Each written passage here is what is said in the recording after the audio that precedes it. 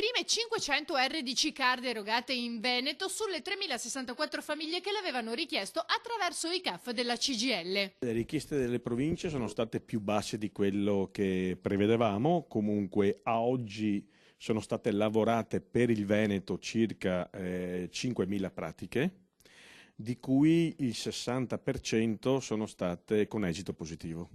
Quindi stiamo parlando di circa 3.200 persone che dovrebbero ricevere la card, una parte l'hanno già ricevuta, una piccola parte, il resto le riceverà nei prossimi mesi. La maggior parte delle domande accolte arriva da Padova, seguono Treviso, Rovigo, Verona, Vicenza, Venezia penultima e Belluno. Se la richiesta di reddito di cittadinanza corrisponde al grado di povertà, dovrebbe essere così.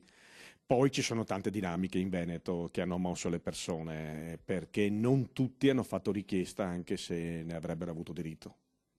E questo perché? Beh, questo deriva da un fatto culturale, nel senso che è un marchio di povertà, non tutti hanno accettato questa cosa.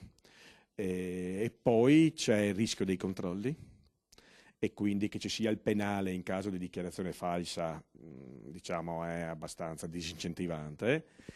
E poi teniamo conto che c'è sempre chi può avere reddito di cittadinanza perché lavora completamente in nero, quindi privo di reddito, e i controlli avrebbero potuto metterlo in difficoltà. Le assegnazioni iniziali erogate a partire dallo scorso 27 aprile hanno un valore tra i 100 e i 370 euro, ma ce ne sono anche da 40 e 50 euro, cifre che hanno suscitato una certa delusione perché gli aventi diritto erano convinti di ricevere i 780 euro di massimale sul quale era stata impostata la campagna elettorale dei pentastellati.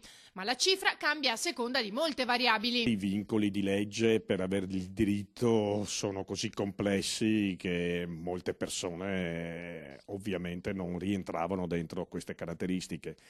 Solo avere i 6.000 euro di deposito bancario, francamente, ha fatto una cernita molto più forte rispetto a quella che si pensava.